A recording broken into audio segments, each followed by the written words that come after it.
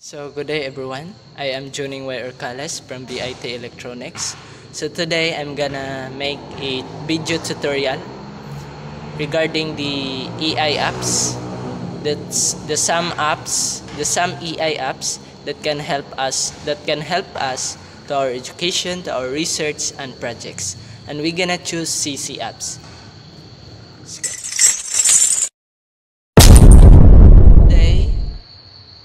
Today I'm gonna show you how to use CC apps. So first nating gawin is pupunta tayo sa Play Store. Hanapin nyo lang yung Play Store kung anong phone ang gamit nyo. Ito, Play Store. So i-search natin yung CC apps. CC pwede rin CC lang. Sorry, hindi ko po na on yung data ko. So, try again. So search lang po natin at ito po ay open na po siya kasi na-download ko na po ito. So pag matapos nyong i-download ito, i-open nyo lang itong CCEI Assistant app. So isa ito sa pinaka maayos at pinaka importante na EI na magagamit talaga natin sa ating mga subjects, sa ating mga research, kasi ito kanang nagaano ito ng maayos na sagot sa ating mga problems. So i-open na po natin itong CC apps.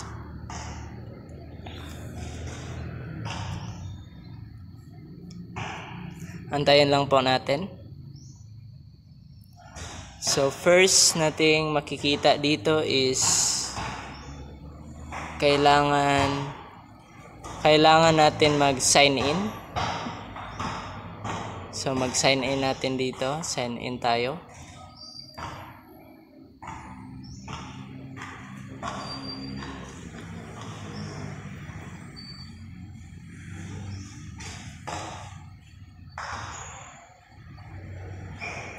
So continue, either pipiliin nyo is Google, Facebook, or phone.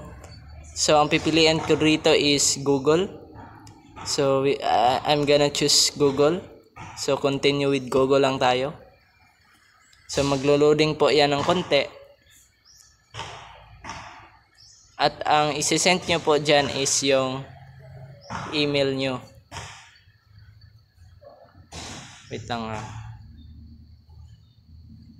So itong continue as Juning, yung email ko po yung ginagamit ko. So confirm lang po natin kung ano yung sinasabi dito. Please confirm if you are 18 years or older. So confirm natin po. So after po natin ma-confirm, maglo-loading po ito. At ma-open na po natin. Hey, nice to meet you. I'm Cici, your humorous, friendly, and helpful friend.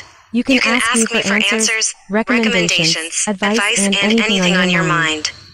So meron po siyang information na si Cici ay makakapagpatulong ito sa ating mga projects, sa ating mga research. So tuturuan ko kayo kung paano ito gamitin. So dito sa baba is nakalagay yung message. So if you type some information, so sasagot po itong CC. Like tatanong natin is, what is IT?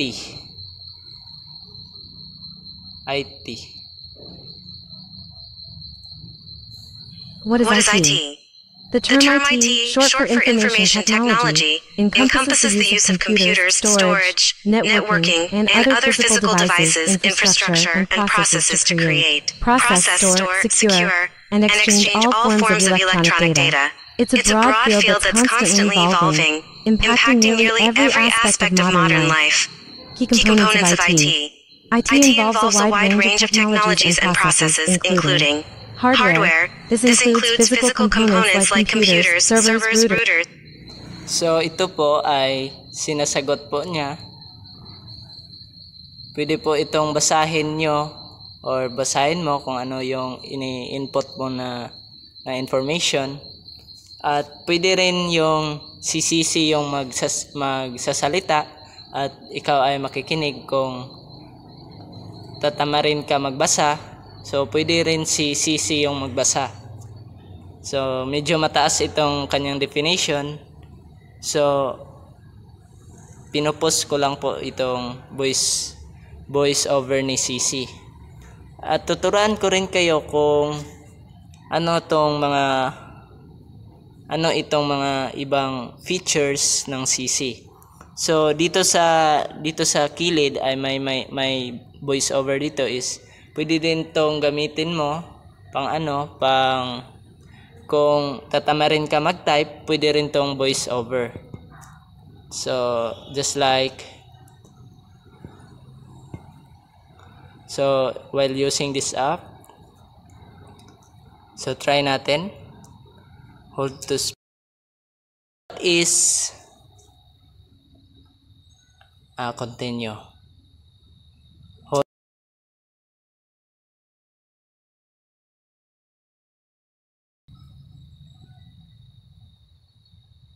The question, what is IT? Is ambiguous. The provided context offers examples of image descriptions, but doesn't clarify what IT refers to in this instance. So, pwede po siyang gamitin yung voice over kung tatamarin ka magta-type. So, pwede rin po ito.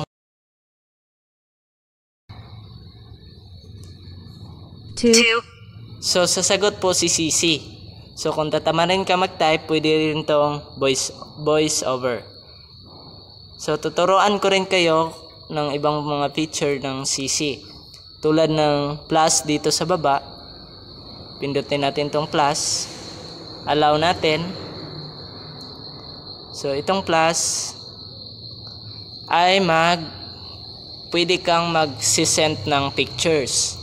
Like, meron ka ng mga questionnaire at ika-crop mo lang, i-specific mo yung mga tanong para sasagot si CC. So pagkatapos mong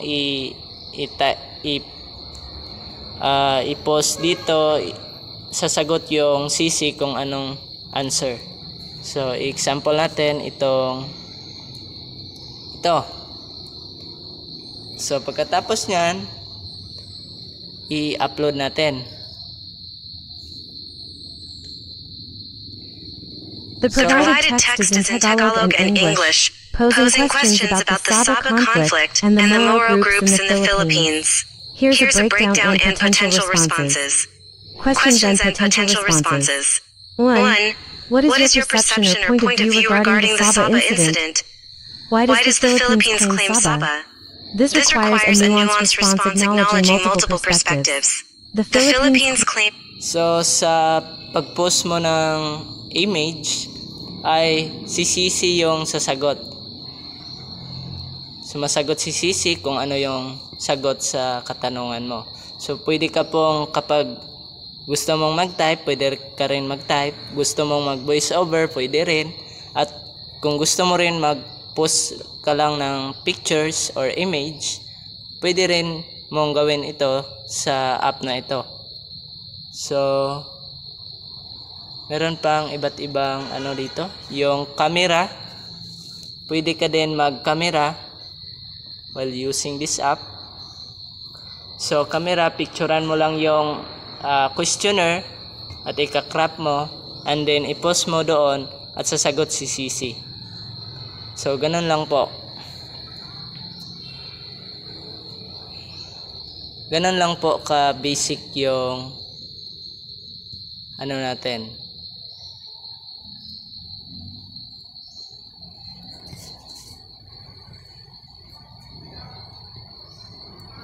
Wait lang, medyo naglalag yung natin. So, pwede ka rin mag-camera, pwede kang mag-type, pwede kang mag-voice over, at pwede ka rin mag-send ng image. So, ganun lang po kasimple ang CCEI apps. So kung gusto nyo tong app na to, i-download nyo lang sa Play Store. At available ito sa kahit anong oras. So meron ding mga language dito. Like kung gusto mo ng Espanyol or Italiano, Portuguese, meron dito mga Indonesia. So pinili natin yung English. So ganun po, marami pa pong mga feature dito. Start a new topic, pwede ka rin po mag-type ng bagong topic, search history, kung ano yung mga history na gusto mong i-search, text size. So text size, gusto mo bang palakihin or yung sakto lang na size ng text. So marami pa pong features si CC. So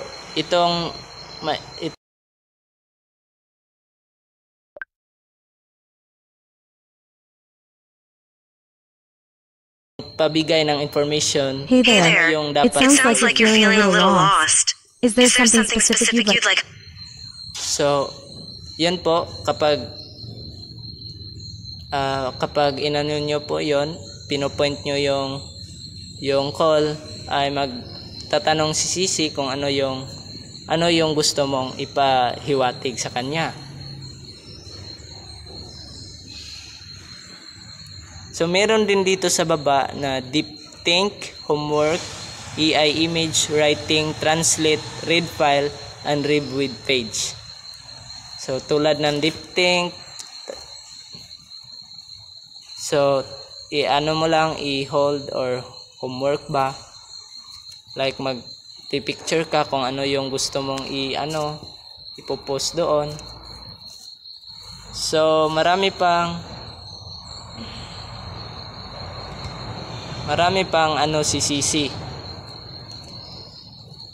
Marami pang mga features si CC dito na dapat nating malaman. So ito lang po yung masasabi ko. Kung gusto niyo tong app na to, is available ito sa Play Store. So i-download niyo na kung gusto niyo. Yan lang po ang video tutorial na ito. I hope nag-enjoy kayo, and thank you. God bless all.